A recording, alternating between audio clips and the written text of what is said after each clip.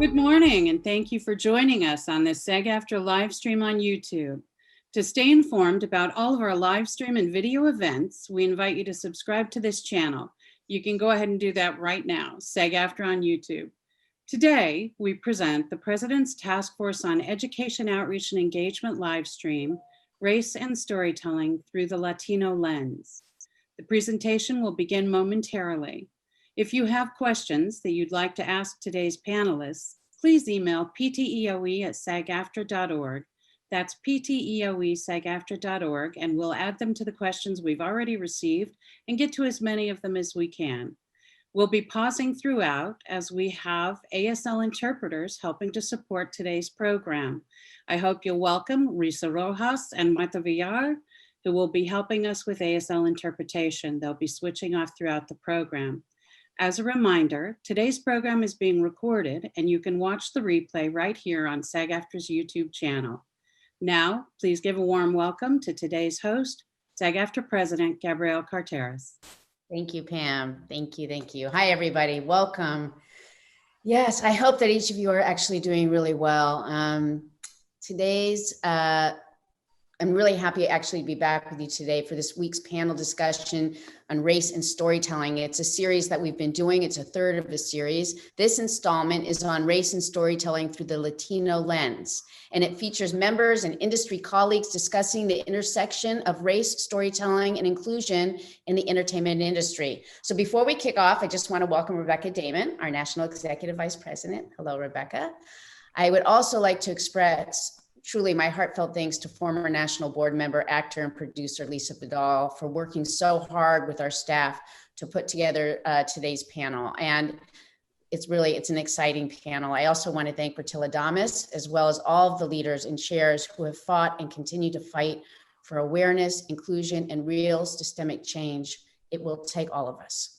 So I don't express this lightly when I say that the core value of SAG-AFTRA is that our strength really is in our diversity. We talk about this a lot. We are committed to the broadest employment and involvement of our members, and that is regardless of race, national origin, ancestry, color, creed, religion, sex, marital status, sexual orientation, political affiliation, veteran status, gender identity or expression, age or disability, and everything else that is out there that really defines who we are. SAG-AFTRA strives continuously to educate and engage members so that they may be full participants in the workings of their union. So as we celebrate the rich cultural contributions of the Latino community during Hispanic Heritage Month, that's now, takes place between September 15th and October 15th, we are reminded that there is still so much work to be done to create inclusive and authentic representation on screen and behind the camera in the community. So before I introduce today's moderator, I just want to take a moment to welcome David White, our National Executive Director, and he would like to say a few words. Hi, David. Yes. Hello, Gabrielle. Thank you, and hello to everyone. Good afternoon or good morning, depending on where you are in the world. I just wanted to say thank all of you for joining and to give the warmest of welcomes and appreciation to our panelists who have joined us here today. This series that we have on race and storytelling is really critical. We're in this period right now throughout our society of transformation where people are finding new ways to stand up and to make sure that full stories are told. And in this industry and in this union, that representation is of incredible significance. We are the ones to help bring so much of that to light. And we're doing that through these panels and through the work that each of the panelists and members throughout the country are doing each and every day. So we have a real appreciation for your willingness to volunteer and to have this discussion here for our members and those beyond who are tuning in. And we thank all of you for actually doing that, for tuning in and participating in this webinar. So with that, Gabrielle, I'm going to sit back and listen and learn. Thanks all for being here. You know, when David says we're in a time of transformation, you know, transformation requires knowledge. That's actually why we do these panels. And I think that the most exciting thing is that I know Amanda and the rest of the panelists are really going to be talking and telling and sharing the stories that really really allow us to see into the world of the Latino performer and what it is like in this industry. So I am happy to present to you today's moderator. As I referred earlier, is Amanda Salas. She's an entertainment anchor at Good Day LA, who's traveled the world doing celebrity interviews, film and TV junkets, and award season coverage. She calls herself Latina on the Cena. Amanda has been a proud SAG-AFTRA member for the past 12 years. We love having her as a member. She is, it's really nice actually to have you here with us, Amanda. Thank you. Thank you for joining us. She's going to kick us off by telling us a little bit about herself and introduce the panelists and then lead today's discussion. So without further ado, Amanda. Thank you, Gabrielle, AKA Madam President. And thank you so much for asking me to be today's moderator for this important and interactive panel and discussion. September is such an important month for me as a blood cancer survivor and a Latina, so I appreciate this platform more than you know. The awareness and the celebration of Hispanic Heritage Month means a lot to me, and I love celebrating with these 6 powerful and passionate panelists. Say that 3 times fast.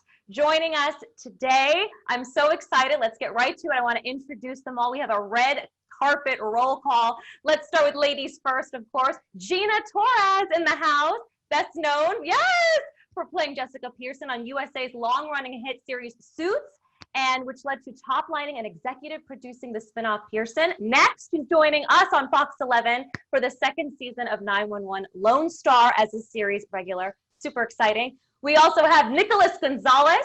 He plays Dr. Neil Melendez in ABC's global hit The Good Doctor. Off screen, he's involved in causes to better the human condition. Let's welcome Nicholas. Snaps. And we've got Dan Bucatinsky in the house. He's known for his Emmy Award-winning role on the series Scandal, and most recently was in the ABC drama series Baker and the Beauty. Dan is also a writer and producer with producing partner and friend to all of us, Lisa Kudrow. Welcome, Dan.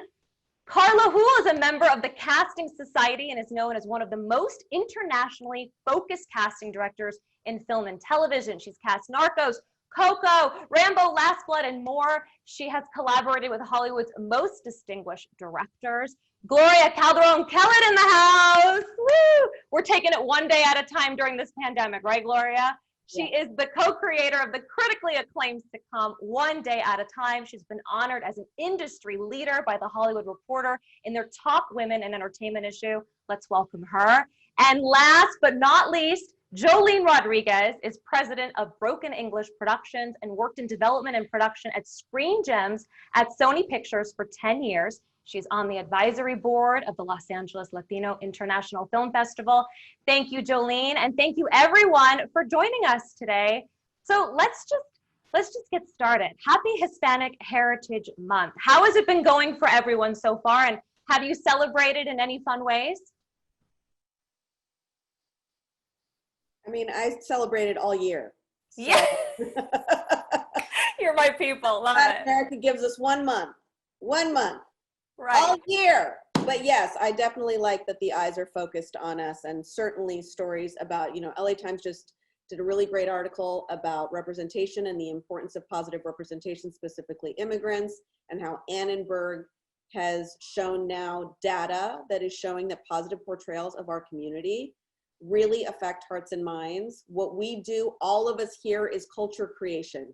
We create culture that tells the story of who we are to our community, and we are treated in turn the way we're treated because of that. And so it's wonderful to be here with all of you talking about this. I think it's really important. Absolutely. I just want to say that Latinos make up 17% of the American population, yet represent about 3 to 5% of the principal roles. Why do we think there's such a gap in our representation for our community? Carla, do you want to weigh in on this? Yeah, I don't know. I think maybe it's also a fact that Latinos are so diverse. We are so diverse, and so many countries that we're not like really united, I think that's the issue. I'm still trying to understand why Latinos, we haven't been, we don't represent a strong united force in Hollywood, And I think it's that. I think it's that amongst Latinos ourselves, we don't like connect with each other because we're all from different countries. I don't know if it's that. And also there is so much diversity within Latinos. We all look different, you know, all these different looks, and we're not all represented, you know? Absolutely. How many times, right, Dan? How many times has someone said, you don't look Hispanic? Yes. Always. Right. You know, and Carla brings up a really good point, because my family's from Argentina, and I grew up speaking Spanish. Both my parents are Argentinian, and nobody can take that, my actual experience of my relatives being down there away from me. But that's very different from a family that grew up in Mexico, a family that grew up in South America, or other Latin American countries. I mean, everybody's experience is specific to them. Some are first generation American, like myself. Some are second generation American. The key is to tell stories. The key is for these storytellers to tell the stories, because the roles come from the authenticity of the storyteller. The more, for years, the people writing stories about Latinos were not Latinos. They were their ideas of what someone who speaks Spanish is going to do in this story. And so everybody becomes marginalized. The same as being a gay, I'm a gay actor as well. And for decades, what it meant to be a gay character meant to be finger snapping, knock on the door, you're the neighbor, finger snap, swoosh, turn around. And it took years before the stories got told in an authentic way. And it's tricky, because the responsibility comes from within us, I think, because what Carla was saying is so true. There's so much diversity even amongst the Latino community. Yes.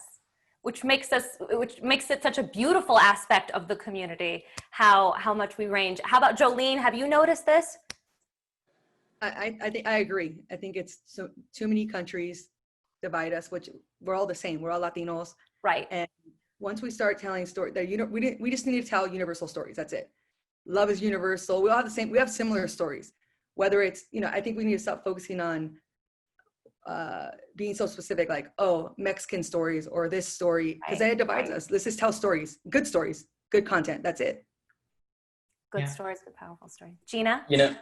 I definitely have to agree with that. I mean, as an Afro-Latina, I certainly have never felt represented in the industry. But at the end of the day, it is about the stories. we're all separated by a common language, right? I mean, it's kind of insane, and I don't think that's a good enough excuse. I think that we've all been seen through the lens of the white male who's in charge. And so they have presented a very specific image of what they believe Latinidad to be. And it has to start with education. It has to start with really showing people that we are not a monolith, that we are as look, white people are as diverse within themselves as we are, right? We are part of the LGBT community. We are part of poor and rich societies. We are everything. We are human. We have human experiences. So to further complicate things by then dividing ourselves further makes it overwhelming. If we tell the stories, and if we're authentic about ourselves and who we come from, and we don't hide or try to be the image that is popular or familiar, that's when change can start. Well said. Well said. All right. Nicholas, do you want to share anything?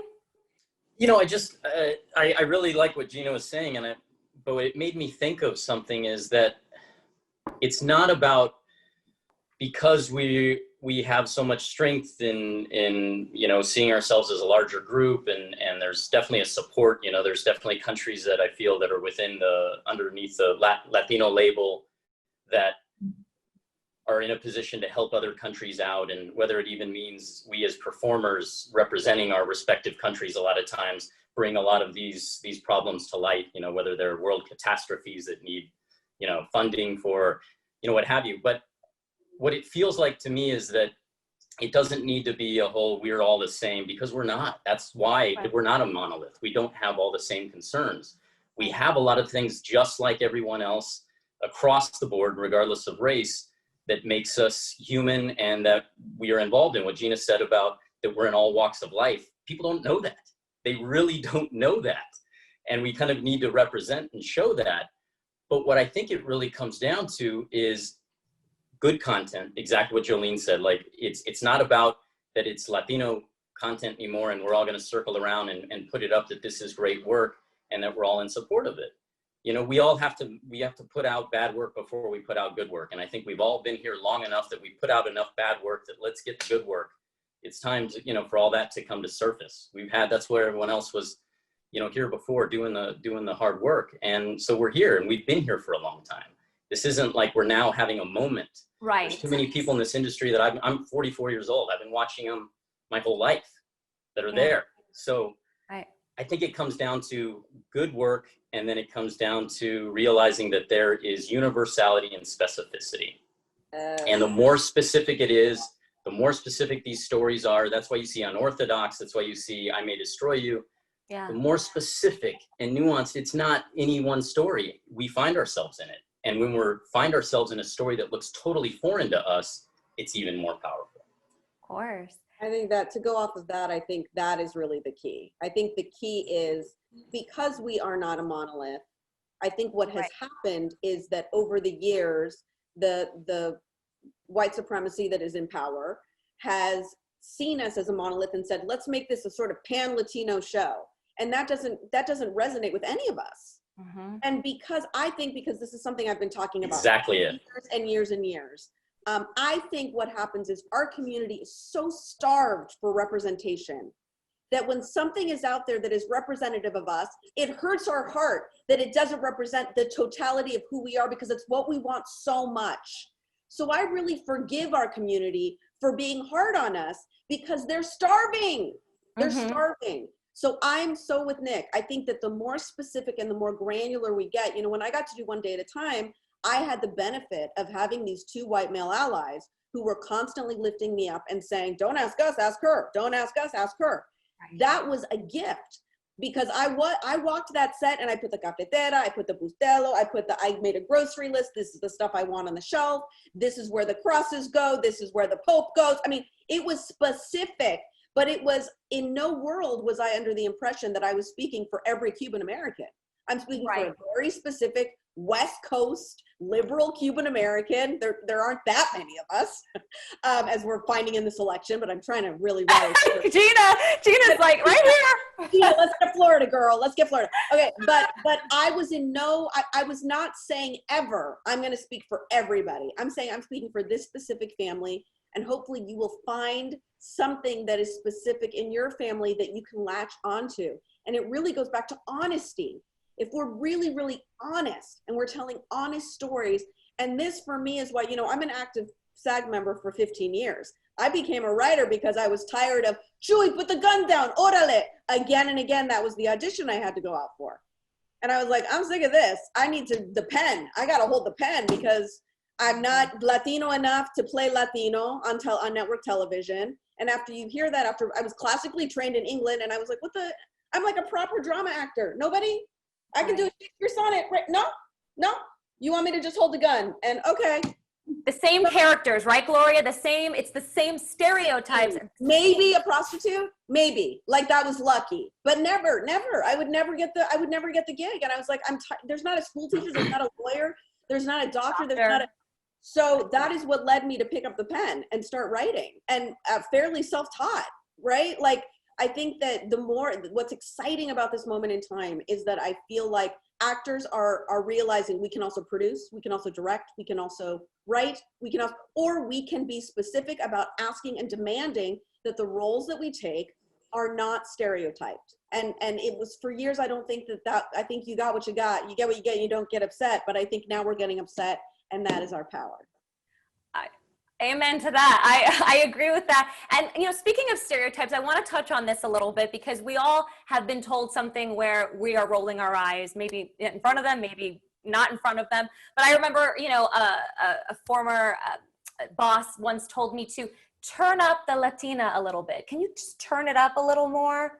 What, you know, and I know what they were saying, but, or going on a job interview and someone saying, oh, we already have a Latina on our staff. I didn't know that, you know, there was a cap. Sorry about that. Was there anything going, the audition process, the interview process, did anyone say anything to you ever that just stuck with you and you're like, I'm going to show you?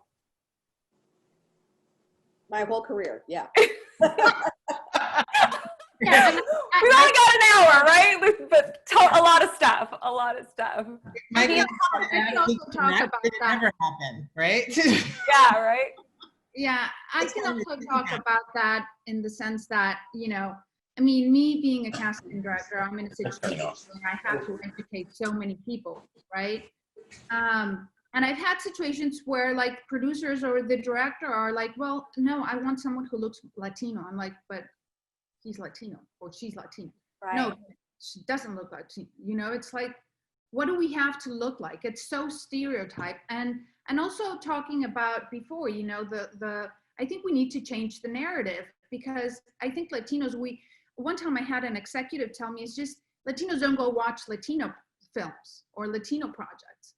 And I think the problem is that we're tired of seeing always the same thing. We're tired of being represented always as the immigrants, the gangsters, the gardener, the people who are down with someone with their foot on us.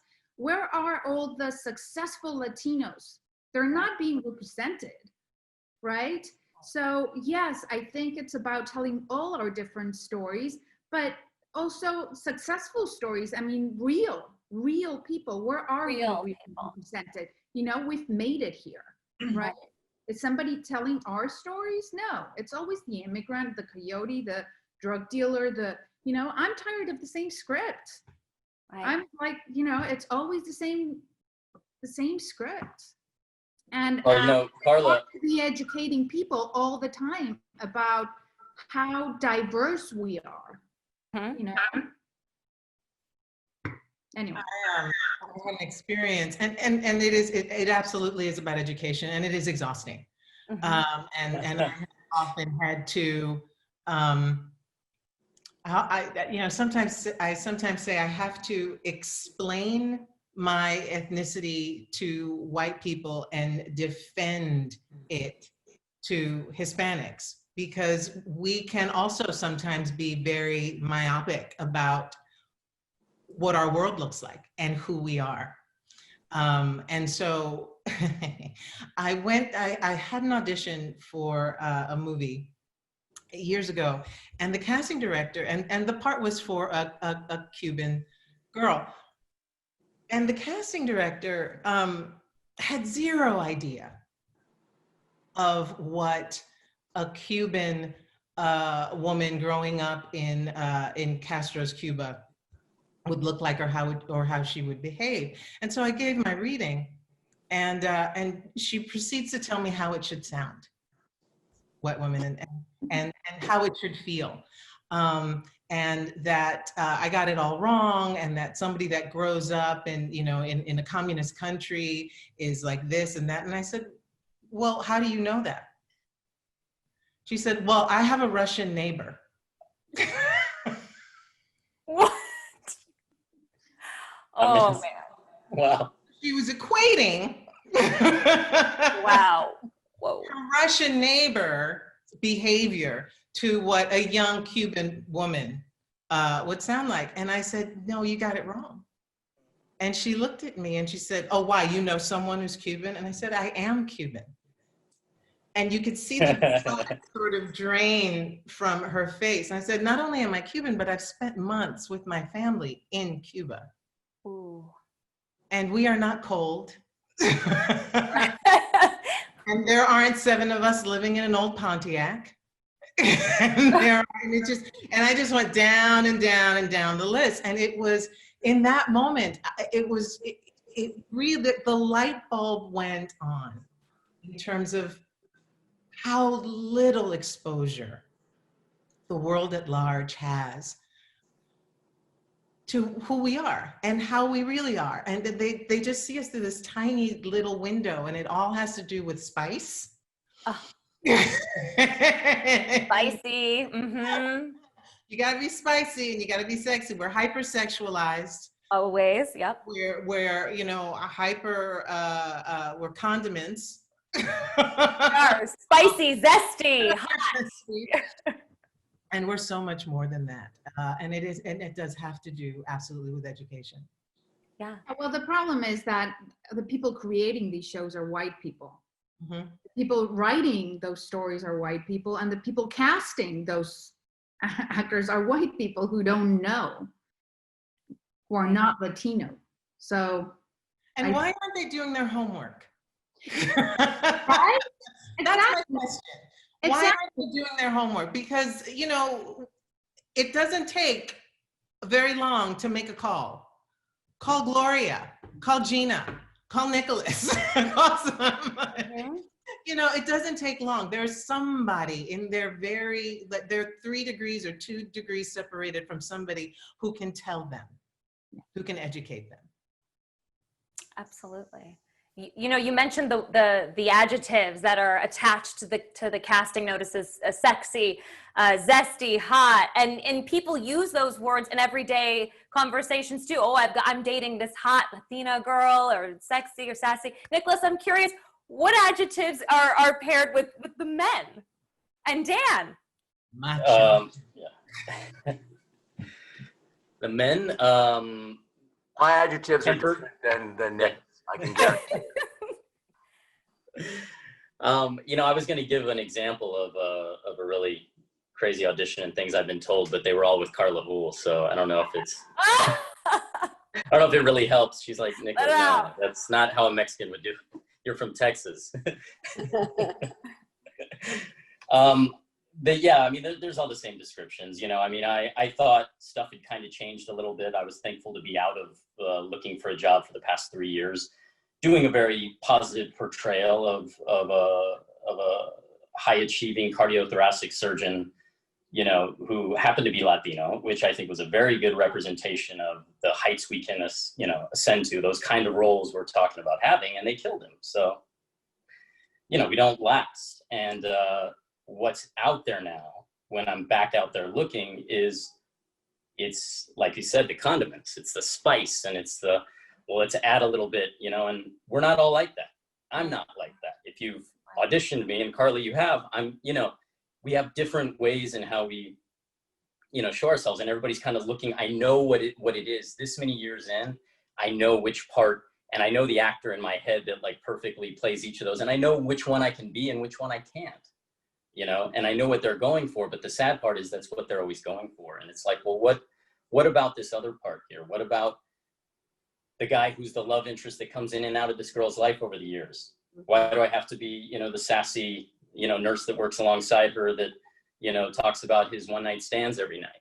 Mm-hmm. You know, it's the Latin stallion. They use the word in, you know, in the wording of, so it's, you know, at times it has its benefits, you know. I mean, sometimes people like a little ethnicity, and I love being that other choice a lot of times. You know, my experience in this business has been like a room full of 6 foot, you know, tall white guys, and then me.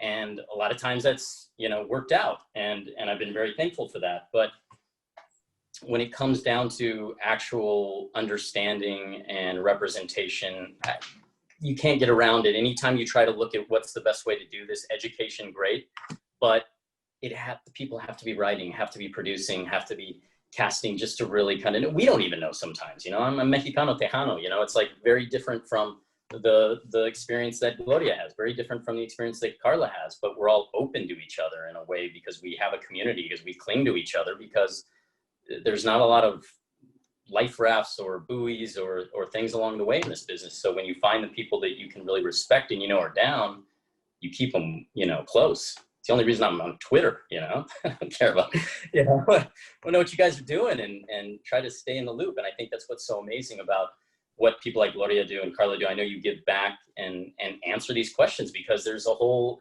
leap of from where you find yourself to where you want to be. And a lot of us have done those leaps and are looking at the other leaps that other people on this panel have done. And I want to know, you know, and sharing and handing down, that's kind of really where it comes from, but ultimately we have to be the people with the content, people in control. Yeah, it's interesting because there's two interests that are not always in line with each other. The interest of the actor, I know when I wear my actor hat, is to get a job. And for years and years and years, they would just write colorblind casting. So you would think, oh, okay, so these are roles and anybody can be up for any of them. And whether or not the character is Black or Latino or Asian or Middle Eastern is irrelevant. Now, some would argue that it's a sellout if you're going to just play a role where who you are is irrelevant to the character. Because there's a whole other interest out there, which is how do we get those stories told so that the world understands what is the story, what is the experience of being the immigrant, the Middle Eastern, the Asian. On the other hand, we can play, whoa, there's this argument, you know, it's happened for years in the LGBTQ community, which is like if there's a character written for a gay, if there's a character written as gay, it needs to be played by a gay actor. And then if there's a character written for a Latino character, it should be played by a Latino. And so much of it is based on what you see. What you see. We want this cast to look diverse. Well, the cast is diverse by the nature of the fact that we all come from different experiences. How much of the words on the page are relevant to that diversity? You know, I did 24 Legacy and half the cast was Black and four of them, I should say, they. I was not hired to be Latino. I never will be. My last name doesn't say I'm Latino. My people don't look at me and think that way, so I don't get those roles. And I understand that because what they're looking for is a visually diverse looking cast, whether that person, regardless, it becomes irrelevant where they're really from, where they come from. Mm-hmm. The truth is, you know, we all can play lots of different parts that are written. You're looking at the script and you're like, I could play this other guy. Why do I only have to play, whether it's me, like the gay neighbor, or Nick saying like the Latin stallion? It's like, well, the other guy driving the cop car is a phenomenally interesting, flawed character, which I totally could play. And Gina doesn't have to only play characters where the word Latin is written. On the other hand, is it a sellout to spend 7 years on a series as a gay or Latino or Asian or Middle Eastern, where what makes you who you are is irrelevant to the character? It's really tricky. And there are so few roles that, you know, if your interest is to work, you just go out there and you try to get as much as you can. You're right. True, we have to be writing more for where everybody can be employable and interesting and relevant. Yeah. And I think also to Dan's point too, another thing that is worth discussing at some point, this is I think a much larger conversation for the future, is that as a creator, I cannot ask if anyone, like we partnered with GLAAD to say anyone that is openly out, we would love to know, because we're casting a non-binary character this year and we wanted to go with somebody who's actually non-binary, but we're not actually allowed to ask that, right? So we're also a little bit same with, you have to do like special looking up things to find out what type of, like what country people come from. You don't know. You're not allowed to say like, so what are you? I mean, Cubans we can't shut up about being Cuban. But a lot of people like to, because I understand as actors, you want the clean slate. You want to be like, I can play a lot of stuff. Right. And it's really true that, like, you know, when first season of One Day at a Time, I got a lot of pushback that I had some Puerto Ricans playing Cubans. There were a lot of people that were like cranky about that. And I said, you're not watching Family Ties and saying, wait a minute, that guy's German, but that guy's English? And that guy is from what? No one is upset at the white people. But we allow white actors to play several different things within the framework of what is real. Now, I'm not saying a Swedish person should play a Mexican person, but I'm saying within the context of really looking back on colonialism, we're all, you know, if you look at my genetic breakdown and Justina Machado's genetic breakdown, we are Black, we are Indigenous, and we are Spanish. That's the reality of both of us. It's just her grandparents got on a different boat and landed on a different island.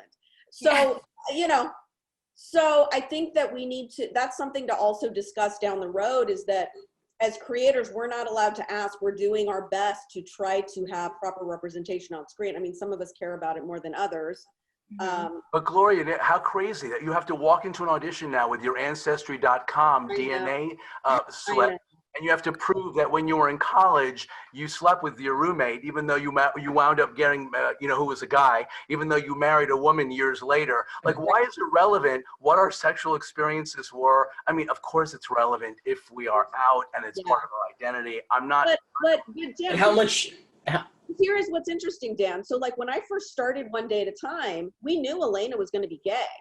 So 5 years ago when we cast that role, we cast a Latina girl and we said, hey, we don't know what your sexuality is. The character is going to be gay.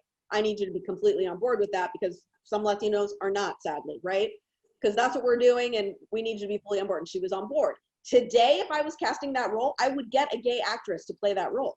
In 5 years, what a difference, right? Because I think that, again, though, that speaks to starvation of representation. I think that in this moment, we don't have enough numbers out there to say, we're all good with Catherine Zeta-Jones playing us, because there's so many of us working. Right now, if the only role out there for Latinos is not played by a Latino, you're like, really? Really? Yeah. Right? So when that's, again, there's a moment of overcorrection that is necessary in this moment to try to course correct, because it has been so poorly done for so long. But yeah, it comes down to, I mean, my concern with creatives is I think that there needs to be Latinos. I think there can be nothing about us without us. Full stop. Full stop. And I think if you are going to put Latinos as the main characters on your shows, you better have some Latinos behind the scenes, and you better also really partner with the actors. I value deeply my partnership with Justina Machado and with Rita Moreno, and we sit and talk about, it's a partnership. I don't just say, hey, meat puppet, say these words. No way. It's a partnership. We're all creating something together. And I think that a lot of the white male showrunners that I've worked with want you to just shut up and say the words. And I especially when it comes to diversity and inclusion, we have to be listening to our actors when they're telling us something, especially if it's from a world that we are not from. Yeah. And I think there's room for both. I think there really is. I mean, as we expand and as we grow and as we evolve, absolutely there is room for playing roles where your ethnicity isn't right up front and center. But it is because it's you. And you bring all of yourself to that part, and they can't erase the entirety of you. And then there will also be other stories that are told that absolutely the diversity is in your face. You're gonna learn something. I'm gonna take you on a ride. Right, but if you're a collaborative showrunner like Gloria, it may not have been on the page, but then they hire you, and part of who you are comes into the role. Baker and the Beauty was written by and run by, it's about a Cuban American family in Miami, and the entire cast was Latin, and it was written by all white people for the most part. And thank goodness they allowed the cast to draw from their experience, everyone, to sort of become those people. And I think that's, like, to Gloria's point, the overcorrection is necessary before we get to a land where it seems like anything is possible for anyone, you know? Right. Absolutely. You know, Gloria, you mentioned her name, so I feel like it's a good time to bring her up. Rita Moreno was my role model growing up as a Puerto Rican girl. When I finally got the opportunity to interview her, the first words I said to her were, thank you. You know, seeing someone that resembled what I felt like, you know, seeing myself on that screen. And each of you are role models for so many as well. I actually want to ask each of you, who was your inspiration growing up and to get to where you are today, successful in using your voice? Who helped you find your voice? I'll go. I feel like I'm talking so much though, y'all. I talk fast though. So no, I love it. Rita was mine. So now you go. I'm passing the book on to you. Every step I make is because I'm the daughter of Juan and Gloria Calderon, whose parents had to make an unimaginable choice to send them to a country in the hopes that there would be kind people on the other side that would take care of their children. My parents came at 15 during Operation Pedro Pan and during the Castro regime to escape communism. and came with suitcases and built an entire life here. Learned how to speak English, watching television, watching Norman Lear shows, which is the great irony of me writing a Norman Lear show now. So I walk in service of the great sacrifice that my family made so that I could have the freedom to say what I want to say and to speak up. And that is my inspiration and the reason why I do everything I do. Love that. I love that. Anyone else? Same answer. Well, now you're making me feel bad. I have to thank Alice Salas from the Bronx, my great aunt, you know, who worked till And you picked Rita Moreno. You just want to be entertained. Rita You Moreno. respect your parents. My Aunt Salas. Okay, my Aunt Alice Salas. Same answer. But anyone specifically in the industry that helped, that you watched or that you followed? Well, I have to say, like growing up watching, look, I did not, growing up, did not see anybody that felt like they matched what I was feeling inside. Nobody.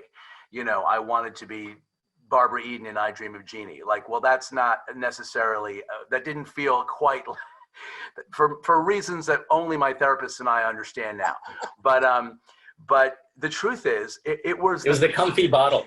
Yeah, it was the comfy bottle and the pink and, you know, the bare midriff. But I think people like, I was obsessed with I Love Lucy. I was obsessed with Desi Arnaz as somebody who was a producer, musician, husband, father, actor, somebody who was having it all by creating it all, by becoming the means of and the opportunity. I was always very driven towards the multi-hyphenates. Woody Allen, who was in front of the camera and behind the camera, and then years later, Ben Stiller. And every time somebody who was creating content, but right from the beginning, Desi Arnaz was, I was fascinated by that fact that the two of them created a studio together. I mean, think about that at the time that it was happening. Right. Yeah, that's pretty right. inspiring in terms of what do you need to do to be able to be on TV. Absolutely. Carla, Jolene, anyone else? Did you have someone you? Jennifer Lopez, for sure. Jennifer Lopez. I was a Jennifer Lopez. I think I was a junior in high school, and I was like, Out of Sight came out with George Clooney, and I was like, who is this lady? Besides obviously other reasons too, but she's sort of made. She never plays a Puerto Rican. She just plays a woman, and I want to create those movies and those shows where these people. And I get the importance of telling our stories, but also we are just like everyone else, and we can just play a woman or a man who's in a movie. And the bonus is they're Latino, but we don't have to talk about it. We don't have to wave the Puerto Rican flag. We don't have to wave the Mexican flag, but the world knows who we are. Jennifer Lopez doesn't ever mention that she's Puerto Rican, but the whole world knows she is. We all know she's Puerto Rican. We all know. I would argue she always plays a Puerto Rican, and that's okay. No, she plays herself. She doesn't say it though. She never says she's Puerto Rican. She plays a girl. We all know she's playing a Puerto Rican without having to say she's Puerto Rican. That's the best part. She'll sing about being Puerto Rican.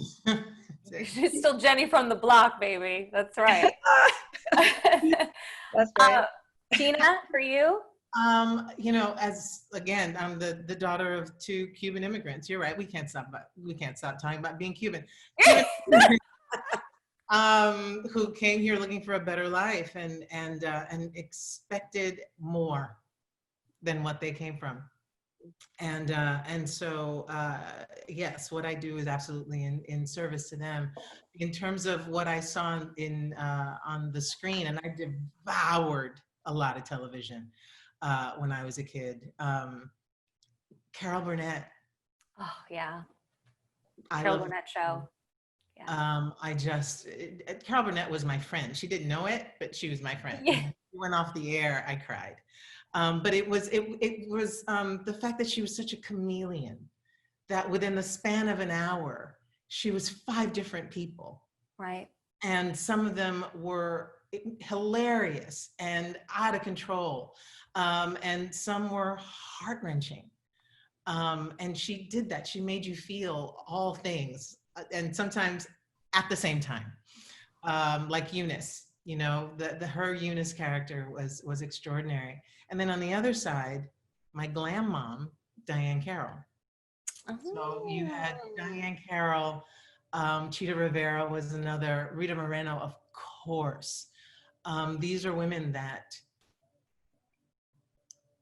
they held themselves with such pride and such dignity and moved through the world with such grace that they defied any expectation of worldly powers like gravity. Yeah, right. They seemed to be suns in and of themselves. They just sort of radiated this light. And they changed the game. They absolutely changed the game. Again, it was about how do you see me? It's not how you see me. It's what I choose you to see about me. Mm-hmm. And share. And that was beautiful, how they were able to do that. Absolutely. You know, they defined themselves. They didn't allow other people to define them. I like that. I like. Carla, do you have anyone? Yeah, for me, I think, I mean, I never thought I was going to end up a casting director, honestly. And I'm here thanks to my dad. He's a producer and he's always, you know, he's someone I look up to and he's been my support all my life. So I'm here because of him in every sense, right? So yeah, that. I also wanted to, so thank you to my dad for that. Anyway, I also wanted, if it's okay, I wanted to touch on something that Gloria said earlier that I wasn't able to. And that's, she was talking about how much people complain that she cast Puerto Ricans, I think, to play Cubans. And I think that is a situation that we definitely encounter a lot. And I think there's kind of a misunderstanding in the sense of, one thing, I think any Latino can play anything that it's real and authentic, you know, like if you can play a Colombian and you can speak with a Colombian accent and look like you look like a Colombian and you're Mexican or you're cute or you were from wherever, why not? Of course you should be able to play these roles. You know, you have British playing American all the time. What I think is wrong is when they don't do their job and they don't really do it authentically. So it's if you cast a Cuban to play a Mexican and they're speaking Cuban with the Cuban accent. And what I always try to explain white people, white producers, is it's important to be authentic in the sense that it's as if you cast like an American project with American roles and you cast a British, you cast British guys, British actors, South African, Australian, and they're speaking British, South African, and Australian, and they're playing American. It's like, yeah, it's a good point. What the hell is that, right? What the hell is that? And the thing is, white people, they don't hear it. They don't hear the differences, right? I think it's very important to be respectful of all our cultures and represent us the way we really are. So I don't have a problem with a Cuban playing a Puerto Rican or with a Mexican playing a Colombian, as long as they do it properly. Right. But as long as the British actors play American and they do it with American accent and they play it right. That's authenticity. Authenticity matters more than ethnicity. Authenticity. Exactly. Because it's respect also, right? For that person, for that culture. For that culture. Well, you know, that was also a little bit of what J-Ro was saying, Jolene. You know, you went by J-Ro at some point. No. You went by J-Ro? I'm sure she did. Come on, you like J-Lo that much? But what I think that's also what she was really getting at when she was saying that J-Lo doesn't play, you know, Puerto Rican. She plays a woman, meaning that these are fully fleshed out people that are texturized, as opposed, you know, with the not only authentic but appropriate texturization of, you know, rather than a caricature.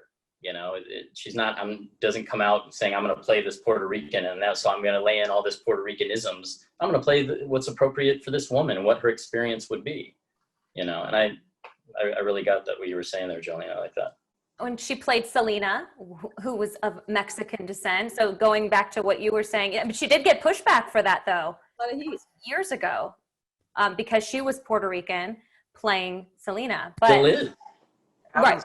It happens behind the camera as well, though. I know that that when they were deciding whether to pick up the Baker and the Beauty, it was very important that they find writers for the writers' room in the lower, you know, in the staff of the writers' room that were Cuban American, so they could write to the Cuban American experience.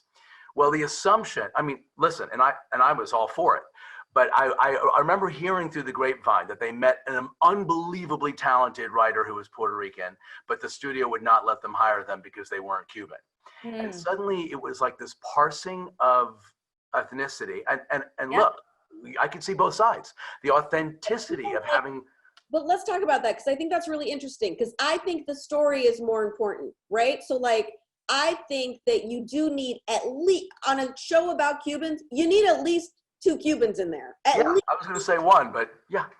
No, at least 2. No, at least 2, because I've been the one Cuban in most writers' rooms. I've been the one Latina and the one woman in most writers' rooms. And there's nobody to turn to. And there's nobody to back you up when you say, hey, that's wrong. No, the 9 people think it's right. It doesn't change. So you can't just have 1. 1 is not enough. Right, but Gloria. I think more than half. But anyway, but I think that you need to have a couple of those authentic storytellers. I think the acting and the face of it is different than the story. The story has to be real. Not that I had Puerto Ricans on my staff too, but we had a lot of Cubans in there because we're talking about a very specific thing.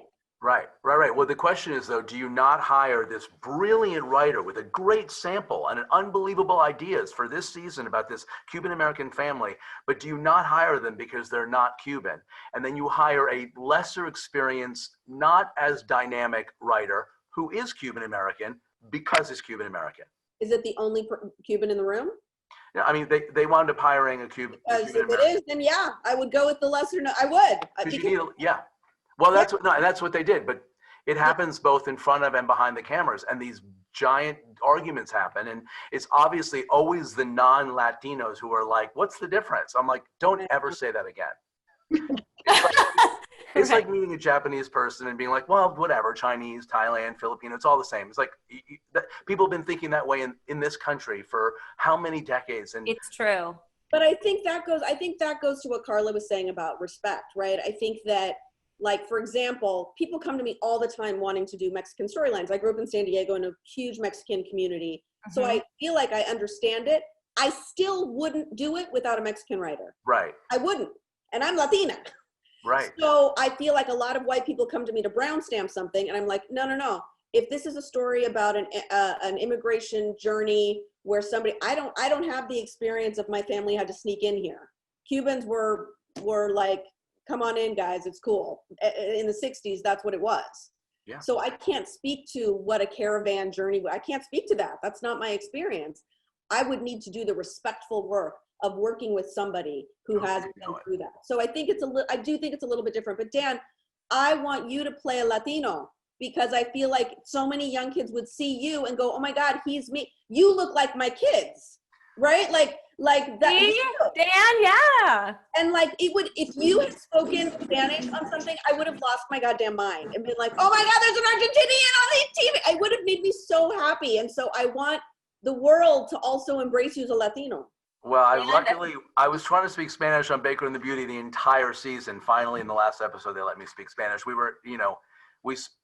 Look, I've had very mixed feelings about it, because on the one hand, as a creator, I also feel like if I'm writing a character about a Puerto Rican family or about a Cuban family, or I'm reading a script about that, I know in my heart that's not my experience. I'm South American and I can speak to that experience. And I certainly would want my peers, my colleague actors who are from that experience to have that opportunity. But I often I get completely, out of hand. I'm not even regarded for a Latin role, or to speak Spanish in a show, or when I have spoken Spanish my entire life. And it really has to do with the name, my last name, and my upbringing. And unless I can walk into the room with my Ancestry.com heritage paper to prove it, it doesn't happen. And we have a long way to go, but I'd be happy to. There you go. Putting it out there. Putting it out there. Dan, when I posted about this panel, I had a couple of friends reply and go, is Dan Bucatinsky Latino? And I'm like, yes, he is. See? Getting the word out. Never say never. Never say never. But this is also another good question that we received is, what can non-Spanish speaking Hispanics do to feel like a part of the Latino community? Because we know that there's colorism, and there's also some hate for people who don't speak Spanish. how can they feel a part of the community as well? They are part of the community. You don't have to speak Spanish to be part of the community. They are 1,000% part of the community. And I know 100%, 1,000% are the same thing, but one's more hyperbolic. So that's what I like to use. They are part of the community. We've all had different journeys coming here. And some people, you know, I grew up in Oregon and then we moved to San Diego. And so in Oregon, I was in a very small Cuban community where everyone was like, couldn't shut up about being Cuban. And when I moved to San Diego, the first time I lived in a border town, and I was really surprised that a lot of the Latinos that I met there were hiding their Latinidad because of hatred, because of misunderstanding, and it really surprised me. And I understand that in those homes, their parents you were told assimilate because of fear, right? Yeah. So we can't judge that. We can't judge what people had to go through. Some people speak Spanish and some people don't, and that's okay. If you can, though, later on, it is such a beautiful language, y'all. Like, totally. Get on the Duolingo language. Listen, my abuela died. I'm rusty, but God, it's a beautiful language. It sure is. Agreed. Absolutely. Are you guys ready for some member submitted questions from your fellow SAG-AFTRA members who saw your pictures on the poster and wanted to ask you questions? Okay, let's start. This one's actually perfect because it piggybacks what we just talked about. So this young woman wrote, I am a Latina who looks Caucasian / ethnically ambiguous. Gotta love that phrase, right? How do I get around the casting process when I go out for Latino roles where Hollywood stereotypically casts women who have brown skin and brown eyes? I have a desire to play the Latino roles, but am often told that I can go after Caucasian roles instead. Any advice here? Gina? It sounds like you got it made. You don't need this. That's complicated. I have to say, as a casting director, that is complicated because as much as I fight for all Latinos. And I keep saying we all look different, and Dan should be able to be playing Latinos because Latinos look like you too. Yes. Right? I'm Latina. My name isn't Latina. People sometimes don't think I'm Latina, but we all look different and we should all be able to play it. It's just the stereotypes and we still have to break them. It's hard for me to convince, you know, it's like what I was saying earlier, you know, producers telling me, no, but I want people who look Latino. I'm like, but they are Latino. And not only, I'm not even talking about someone who's like really white skinned and blonde and blue eyes, like my daughter. She's, you know, she's white, blue eyes, blonde, and she's Latina. But no, I'm talking about people that look maybe like you, Gloria, like fair skin and dark hair, and they still don't think they look Latino enough. So it's you know, it's a fight. It's a fight. Well, but they don't, because they also don't want to say exactly what they mean. And a lot of times, you know, it's the same thing that we can even, you know, bandy about. And that's saying like Indio is another thing, because there's a lot of racism within our own community too, where it's like, well, then that's what's seen as I want someone who's crossing the border illegally and do it. So they should look into, there's all types crossing the border. Right. You know, there's all types that have an immigrant story. There's all types that are, you know, have you know, whatever the story it is, that truly one type doesn't represent what, you know, their experience is, and yet that's still the myopic view of how Hollywood sees it. So and I, you know, would go through that all the time, where they were like, I mean, how are we going to make you a farm worker? You know, and it's like people in my family were like, it doesn't look different. It's a different situation. There are people from Mexico that cross the border that are norteños and they're güeros de rancho. You know, I don't know if you know that expression, güeros de rancho. You know, fair skin, blonde, blue eye, you know, and they're crossing the border, but that's what my uncle looks like. They only show the dark skinned people, you know, as why? But I think there's still so much to do. So much to do. Agreed. We'll start with not creating movies that have border crossings. How about just well, I agree with that. And I won't make you a farmer either, or a gardener. I'll just make you, you know, an entrepreneur, or, you know, whatever it may be, because that's what we are. So I love that you're at the helm, Jolene, but I think for a lot of actors, they don't have the option. So that was my career. What I would honestly advise you to do is write, and I'm not kidding. Yeah, you got to create. That's what it was for me. It was you're not Latina enough, and I'm like, really? Both of my parents are. Right. Like, what? I don't know what else you want. I mean, if you know, like, and it's unfortunate also that we are perpetuating, like Nick said, a colorism that only, you know, our Indio, our indigenous, are what's crossing the border. I mean, we are such a multitude of looks. So for the most part, though, you can get white girl roles. Look at my IMDb. I played a Rachel and Maggie before I played Mrs. Molina, right? Like, you know, Gina Rodriguez was the first person to hire me to play a Latina. Wow. I played white girl before that. What I always advise actors is because I see actors from all different countries coming here, you know, and unfortunately what I tell them is because they have accents also, and that's another issue, accents. And, you know, accents are out there. If you go out there, everyone has accents. Why can we not cast someone who has an accent? That's very frustrating.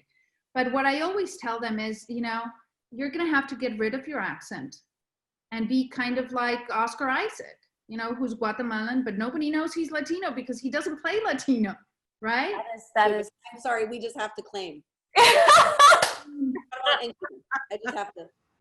Just to open the doors and play whatever. You don't have to play the Latino, which is what you were saying, Jolene, you know. Why do we have to play Latino? Just play people. Everyday movie for Latinos, right? Which is just a universal story of people. But then there's a difficulty then with what's going on, because everyone's hearing the outcry of like, well, where's our stories? And we want to be represented differently if we show immigrants looking differently. So that's what they're writing now. You know, there's farm worker movies coming out about, you know, there was one that I was up for of you know, I was a guy that was coming to this new farm to work as a supervisor and was very excited about having his own one day. It very normalized this idea of what people view migrant farm workers as. So it was interesting, but at the same time, you're sitting here going, okay, I'm playing these characters, but should I be playing them now because they're more fleshed out? We get this full story, we get the humanity, we talk about how, you know, he wants to be a father, and we see all this stuff. It's not just about what they are. And it was, you know, there was a lot of stuff to the story, but that's what's hard juggling. And it almost feels like, well, we get what we asked for. We don't, but the saying goes that way. So I felt I should say that. But that's the beauty of being an actor, is to have the opportunity to play the wide range of who we are, and really what we're putting forth and foremost is our humanity, right? And so the question from an actor's perspective is, she should audition for all that she can audition and for. get, yeah. And then bring herself to it. I mean, that's, if I had only auditioned, if I had refused to audition for anything other than Latina roles, I never would have worked. Period, end of sentence. I wouldn't be on this panel. Nobody would know who I was. I auditioned for the roles I brought myself to, and I got hired, and it was my little secret. That was not such a big secret, by the way, that I was you know, anybody that bothered to go past Gina, and so Rita, so it wasn't a secret, but I played what I got to play. And so you get yourself out there, you do it with as much passion and intelligence and respect as you can, and you write, and you get to a place where you say, here, this is what I want to put forth. Absolutely. Absolutely. Gloria, I know you have to leave in a little bit, but we do have a specific question for you, which is, do you have any advice for how an aspiring Hispanic showrunner can get more visibility in the industry? I have a free YouTube series that I did with Beto Like and BuzzFeed called Hollywood 101. Hollywood 101, yeah. 10-episode free masterclass about breaking into Hollywood, and it is available for free online. Watch it. I would say pretty much everything is there because I can't do all the panels, right? Like, I want to build more creators. That's really what I'm interested in, because I see the change that I'd like to do, because I have many stories to tell, and this is just the first one. One Day at a Time is just the first one of many. So building more so that I have time, because Tanya Sriracha and I can only do so many panels before we have to get to work. And I would say that you have to do something that catches fire. That's the reality. What that is, I don't know. What I did was, I'm a hustler. I've always been a hustler. I've always worked. I like couldn't wait to get a job when I was 12 and babysit. And then my parents signed a permit so I could work when I was 15. And that gave me incredible power. So when I first put my plays up in Hollywood, I hustled. I went to every restaurant, every bar, every charity, and I gave free tickets away to opening night. I cast all women because I wanted people to show, I want Latinos to also show how funny we are. You know, this last season, to Nick's point earlier in this panel, we were looking for a love interest for Justina, and I really wanted a Latino to be the love interest. And we got all of these tapes from wonderful actors, and all of the tapes from working, this is not new actors, working actors who are names that you know, cop, drug dealer, gangbanger. That's it. Latin lover. That's it. That's it. Again and again and again. And watching that hurt my heart so much because I thought of my papi, I thought of my brother, I thought of all the men in my life who are not seeing themselves represented as the totality of who they are. And I had been so myopic and focused on women because I'm a woman and that was my main focus. Right. But I was like, oh my God, people don't know that our men are so funny. So funny, so much levity. And I really believe in the power of humor also to get our points across and to show our total humanity. So Nick is so funny, you guys. Dan Gloria, is thank you. funny. Thank you for letting people know that we're not just sexy hot pieces of meat. Listen, Okay. listen. Latin stallions, right? Get this panel. Right, Dan? This is Obviously, we're a ridiculous. good-looking I am so tired of being, know, objectified for my body. I know, It's Dan. so annoying. Right? Well, I'm glad we could have a nice laugh about it too. You have to be able to just laugh at it sometimes, right? Gloria, I know you have to leave soon. Yes. But it has been such an honor having you on this panel, sharing your story and sharing other stories with everyone. So thank you so much for being here. Such an incredible group. I'm such a fan of all of you, and we're all doing this wonderful work together. And everybody, please vote in this election. Okay. Mwah. Gloria's going to James Brown it. She's just going to keep coming back. She's going to keep coming. Hey, Thank you, Gloria. Gloria Calderon, Kellett, everybody. Woo! He's out. All right. What an exit. She's a busy lady. This is a casting director specific question. So Carla, Jolene, love your input here. We have a question. I have grown up watching novelas and Spanish TV with no Afro-Latino representation. Casting directors like Carla Hool, American programming is starting to get better. What specific measures is the industry putting in place to address the issue?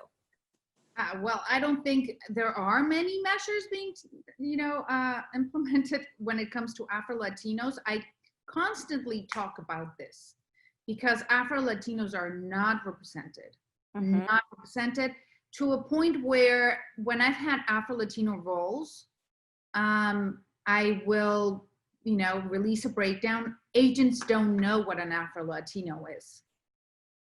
They'll submit either Latinos or Black people, not Afro-Latino. They don't know. There's such ignorance when it comes to Afro-Latinos. So where do we go from there? I mean, I've cast Afro-Latinos. On Gentified, we have one great Afro-Latina, and as Afro-Latina, she's playing Afro-Latina. But, I'll keep pushing and I'll keep trying to cast Afro-Latinos, but it's gotta be more people out there that are fighting that fight because nobody knows. Nobody knows what an Afro-Latino, I mean, it's amazing that agents don't understand what an Afro-Latino is. I mean, that says lots, I think. It does. Agreed. Fighting that fight. Yeah, it's sad, and that's talking about we come in all colors and shapes and sizes. Of course, we need to all be represented. Someone like Dan and someone like Gina and someone like Nick. Absolutely. Jolene? I think as a producer now, leaving the studio as an executive and now turning to producer independently with another company, I'm able to do those things now. At a studio, making movies is very, very different than TV because TV, we can cast wide, even though there's still a struggle there. In features, it was way more difficult. I mean, you couldn't cast a Latino because they didn't have international value. It was always about money. People don't understand that the business side of it. you cannot cast Latino because they don't make any money outside of domestic. So for them, it's like, well, we can't put him as the lead because then there's no money, just like with Black films. Before Will Packer came along to Screen Gems, Black films were not what they are now. He elevated Black films. But Think Like a Man, everyone was educated, everyone was, had a career, and Will Packer took off with that. Look what he did with Girls Trip. 50 million international, they're like, Black people aren't international. Say that now. 50 million international, come on. So we just have to create great content, and then we'll be able to put we'll be able to create stars, Afro-Latino, whatever it is, we'll be able to create those stars, but we have to make them valuable. They don't value us. It's that simple. They don't value us, and we have to make them value us. I'm going to create great content. I hope anyways. I hope people follow. And we're making a movie. Carla Hool's my casting person, my casting director. We're going to put people that look like Dan and people hopefully that look like Gina. And we have an Afro-Latina in it. We have Gina Rodriguez, Carla Souza. We have an Afro-Latina husband announced yet. And we have one more that Carla here is going to come through with someone solid. I don't know who that is yet, but we're going to figure it out. So I'm trying to do my part. Yeah. As far as Afro-Latinas, I understand that. I understand the struggle. Look at me, I look Caucasian, I'm Mexican. So we come in all colors. I don't know. But it is getting better, right? You've noticed in the last 10 years, has it gotten significantly better? Oh, definitely. It has gotten a lot better. Or you don't think so, Nick? No, what has gotten better? Oh, the representation of Latinos. Oh, okay. Afro-Latinos. No. Oh, well, Afro-Latinos, no. Afro-Latinos have not, they're not being represented at all. But representation is a very different word than, this sprinkling of diversity that we talk about, that everyone is kind of even tired of ourselves, like when you watch a new program and you're like, and here comes the three friends, and there's Black, Asian, and, Latino. Like and boxes. They check boxes. And, That's what it is. It's a checking of boxes. So representation, no offense to the panel or the fact that there is this panel, but I've been doing this panel for 20 some odd years. Not that the answers are all the same. And honestly, today I kind of came in with a little bit of this attitude about it because I'm living it and that's the way it is. But I heard a lot of things that really made me think in a different way today. And I'm glad, to be a part of all this. But that being said, these are a lot of the same questions that I sat on panels when I was doing Resurrection Boulevard, which back in '99, Yeah. So it's like, have things gotten better? I don't know. In many ways, there's possibilities out there, but that's because of creators and people that make a stand. And Carla isn't your average casting director who is given a set of orders and goes and fills them. She's right there talking to the people about these projects and what they have right and what they don't have. And she knows the people and knows who can best represent those. She knows what I can do. She knows what's out of what they're trying to show. And I respect that, there's a shorthand, but representation is what is needed. It's not this diversity and this sprinkling. It's almost insulting to all of us, and it's hard because it's what you asked for. So then you're given it, but it's in this way. It's like, you just don't get it still. It feels tone deaf. Absolutely. Jolene and Carla, why is it that it feels that TV is better when it comes to representation versus film? Sometimes it feels that film lags when it comes to that, but TV is more on the pulse. Well, there is more TV being done, and there are many more roles in TV. Like I'm guessing a little bit what Nick said. Also, they can put in a Latino role, and if they don't like it or it doesn't work, they can just kill it. Maybe that's one of the things. Well, even when it works really well, Carla. What? Even when it works really well, that's the fascination. Your role was great. Anyway, not even gonna go there. But maybe that's it. And the thing is, the only Latino films that have that are being made are usually about immigration and there are certain, as I was saying, I'm tired of those scripts. And there are certain stories that we need to tell, like Icebox, a movie that I worked on. It's a story that it's important to tell, but we're tired of always the same things. And they're not doing the crazy rich Asians for Latinos. It's not out there. And it's all about what Jolene was saying. J-Lo doesn't need to play herself as Puerto Rican. She just is an American who happens to be Puerto Rican. Right. right? I mean, that's what I keep saying. Where are all those roles? Where are we? Us. I read a million scripts the whole time. My job in development at Sony was to read scripts, to find scripts to make. I mean, we're so far behind in the writers area. It's bad. So when people would come and say, well, why aren't you making Latino stories or movies? And I'm like, well, what exactly is a Latino story anyways? I'm not really sure what that means, but I think that the studio executives think that first off, they're all white. So that's our first problem. I was in a room full, at Screen Gems, it was all white guys. I was the only woman that worked there and only Latina. Wow. No black. Actually, no, Brian, black guy works there, but all white guys, all men. And then there was me. So when I would say, oh, I want to cast Lisa Vidal in this movie, they're like, who's Lisa Vidal? Well, it's not for you. Lisa's not for you. She's for us. I wouldn't expect you to know who she is because she's not for you. This specific thing is for my people and us to show up and be like, look at that. Look at Lisa. She's doing her thing. No, it's because we have white guys in these positions who don't know who we are. It's unfortunate. It sucks. You'd be surprised. They only know who Zoe is, Jennifer Lopez. Like, pretty much that's it. Zoe Saldana, Jennifer Lopez. That's all we got. And that's the reason. And that's the reason. It's money. It's funding. And it's what they think was going to sell globally. And that's why, because that's what they look at for films. I can't get a film off the ground that's got a Latino-centered story that I was pushing around for a while because it was like, you have to have this certain global cred. And it's like, well, how do you, it's the catch-22 of, when you first become an actor and you need work to get work. And that's another thing. You know why? Because when you've got a film, they come to you and they say, give me a list of name actors that are Latino. And that list has been the same for years. Right. It doesn't, they don't update this list. I mean, come on, people. And I keep saying, until we give them opportunities, they're not going to become names. I'm kind of tired of, they always come and they always want the same actors because, it's like, come on, it's time to see fresh faces, make up more people, help more people become names. And when and that also in every area with what you're saying, Jolene, I mean, it's just, I think Latinos, we need to help each other and stick together and really like turn around and get, if someone's successful, turn around and hand your hand and pull someone else up, because that's also been a problem. We Latinos are not united and we're not helping each other.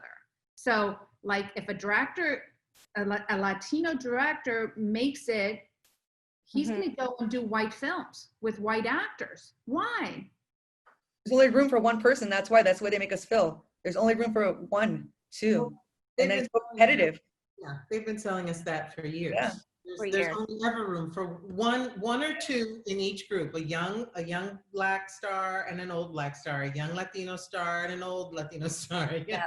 And then the young one becomes the old one, and then they got to bring someone new up. And who's that? But there's only room for one, and that's what they tell us. But I absolutely agree, Carla, that we don't have that mentoring. We don't have that, and I hate to say it because it hurts my heart.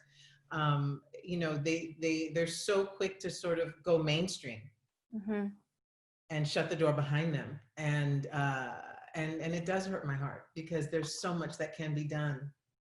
Absolutely. And it's also because it's so hard, right? So once somebody makes it, they don't want to risk it. Yeah. But until we all risk it and really help each other.